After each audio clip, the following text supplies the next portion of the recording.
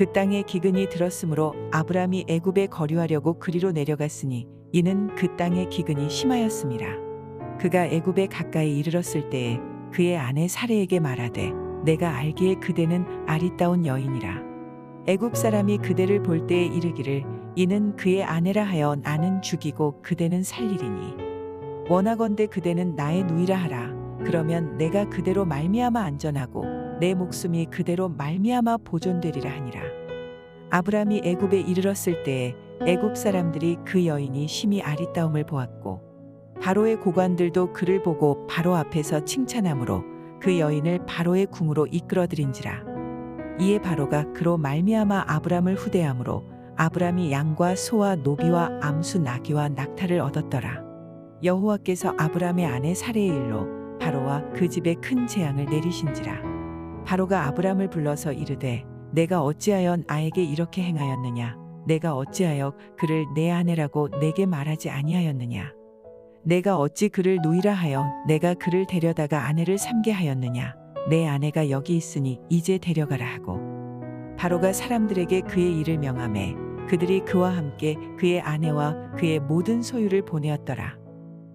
8월 23일 화요일 새벽 말씀 큐티를 시작하도록 하겠습니다. 하나님의 명령과 약속을 따라 가나안 땅에 도착한 아브라함.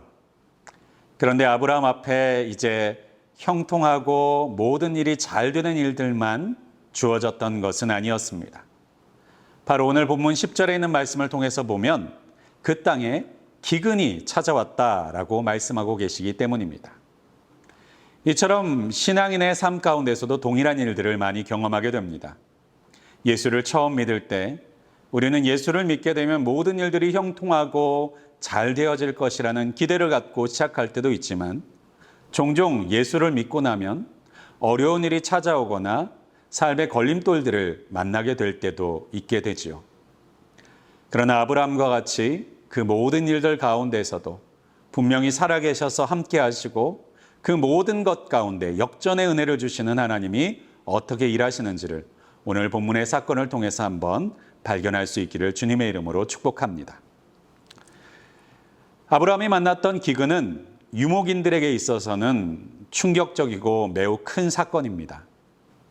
농경생활하는 사람들에게 있어서 가뭄을 만났을 때에는 종자들을 잘 지켜내고 그 가뭄이 지나갈 때까지만 잘 버티고 나면 새로운 해에 그 종자들을 심어서 곡식을 거두고 그 잃었던 것들을 회복할 수 있습니다만 유목민들에게 있어서 가뭄은 그 가뭄을 통해서 가지고 있었던 가축들이 죽기라도 한다면 그 가뭄이 끝난다 할지라도 회복할 수 있는 일들이 막막해지기 때문이죠.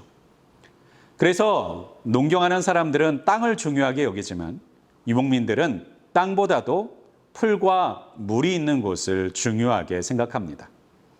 따라서 당시에 아브라함에게 있어서도 유목생활하고 있었기 때문에 가나안이라고 하는 땅보다도 물과 풀이 있는 곳이 더 중요했습니다. 그래서 가나안 땅에 도착했지만 아브라함은 그 가뭄을 피하기 위해서 물과 풀이 풍요로웠던 애굽 땅을 향해서 내려가기 시작합니다. 그런데 여기에 문제가 있었습니다.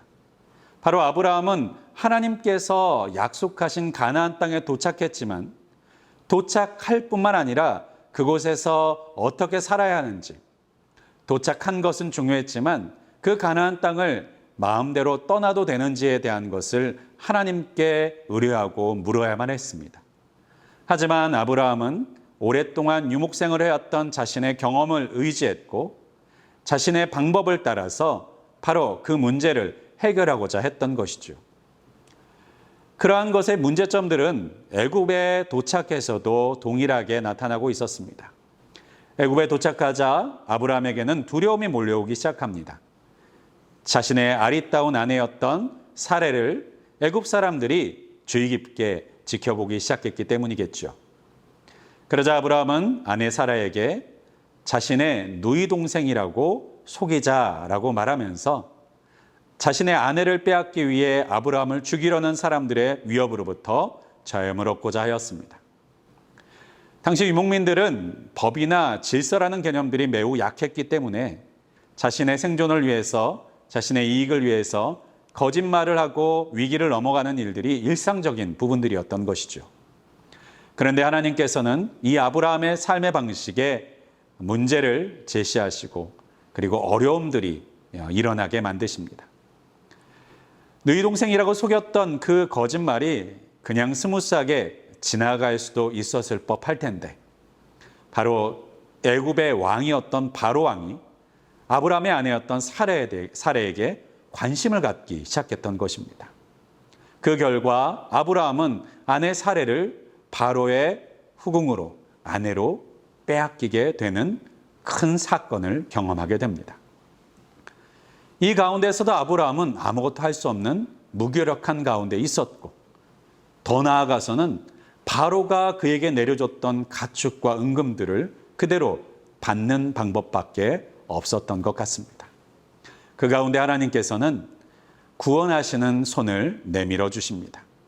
그래서 당시에 신의 아들, 신이라고 불렸던 바로 왕을 두렵게 하시고 그 가정 가운데, 바로의 가정 가운데 큰 진노를 일으키셔서 바로가 아브라함의 아내 사레를 그대로 내어주도록, 순순히 내어주도록 만들어 주신 것입니다.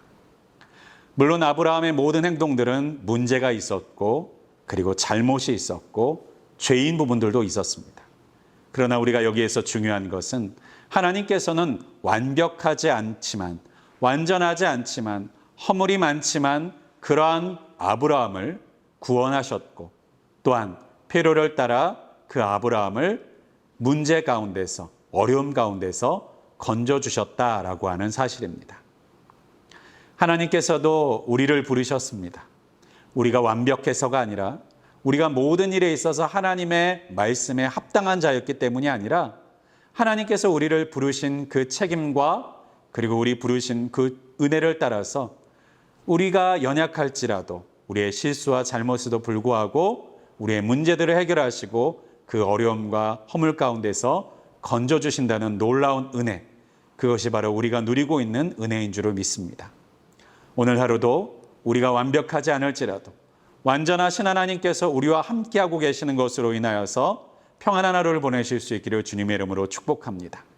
또한 그 하나님의 은혜를 의지하여 더욱더 하나님의 사람답게 세워져 나아가는 우리 모두가 될 수 있기를 주님의 이름으로 간절히 축원드립니다. 기도하겠습니다. 전능하시고 분명히 살아계신 하나님, 우리가 세상을 살아갈 때 하나님의 사람답게 살아가지 못하고 우리가 알고 있는 세상의 방법, 세상의 경험을 따라서 살아가고 그로 인해서 곤란과 어려움을 겪게 될 때도 너무나도 많이 있습니다. 그럼에도 불구하고 그 가운데서도 우리를 건져주시는 하나님, 역전의 은혜를 누리게 하시는 하나님 감사합니다. 우리가 어떤 순간에 있든지 우리 주님 앞에 부르짖는 것을 잊지 않도록 도와주시옵고, 건지시는 하나님을, 날마다 신실하신 하나님을 의지하는 믿음의 사람으로 살게 하여 주시옵소서. 이 모든 말씀을 우리 주 예수 그리스도의 이름으로 간절히 기도하였습니다. 아멘.